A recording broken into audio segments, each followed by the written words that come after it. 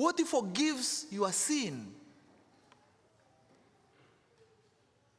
Is it you coming? Is it the priest who heals you? What heals us?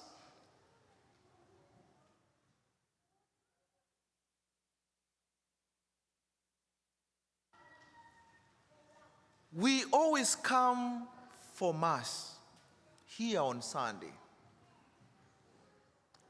Is it we come to give thanks to the Lord? Can you give thanks to the Lord in front of your screen watching Mass?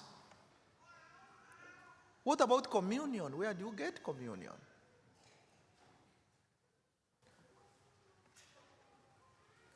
Sometimes when we always have Eucharistic ministers, distributing communion, and I keep reminding them, you cannot bless anybody. You can only tell them Jesus loves you. You don't bless anybody.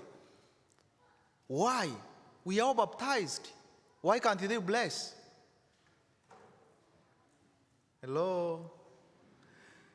And I always say that if you carry holy water at the back of the church, you can bless your house, but you cannot go to bless somebody's house. Your neighbor cannot say, okay, I saw you blessing your house, come and bless it for me.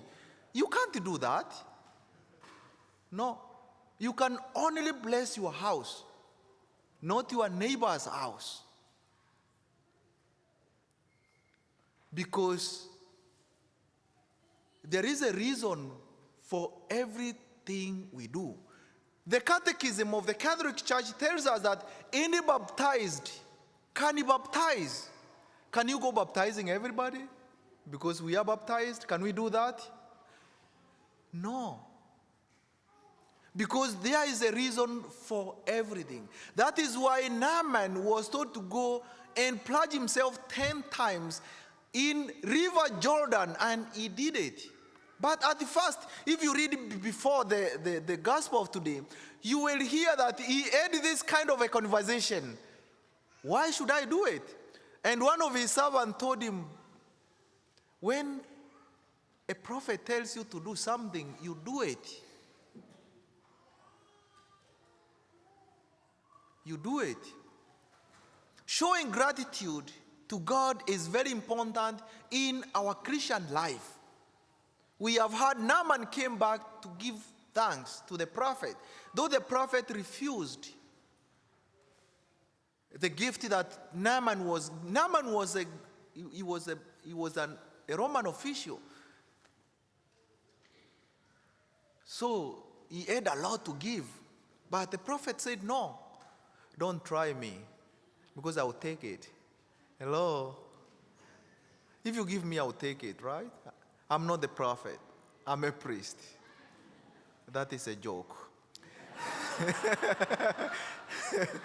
But don't try me, okay?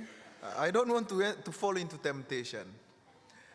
But the 10 lepers also, one of them came to give thanks. And therefore, however, as we give thanks, it must not be seen as a burden. You coming here to give thanks to the Lord on Sunday, it should not be seen as a burden.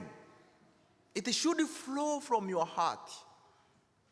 The truth is, no amount of money or material things are enough to repay God for His goodness to us. This means the decision to show gratitude must flow from our hearts and from a pure conscience.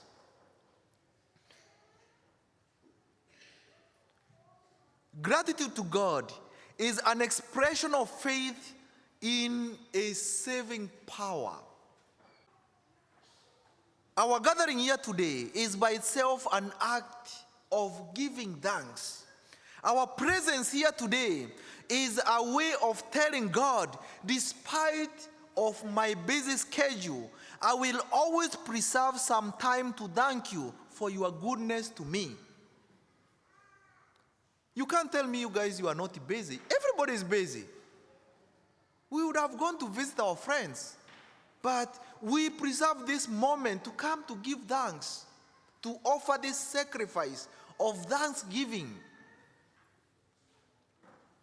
And why should we thank God? We thank God for our family, for having an understanding spouse. Even when they yell at you, they are still understanding. Hello?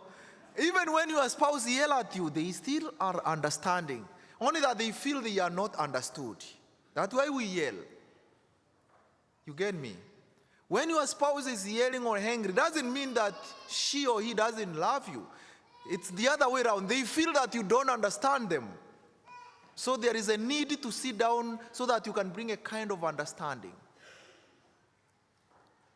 We are here so that we can thank God for our children and for having even obedience children, for nice and well-paying jobs, for good friends, blessings of health and blessing of any kind.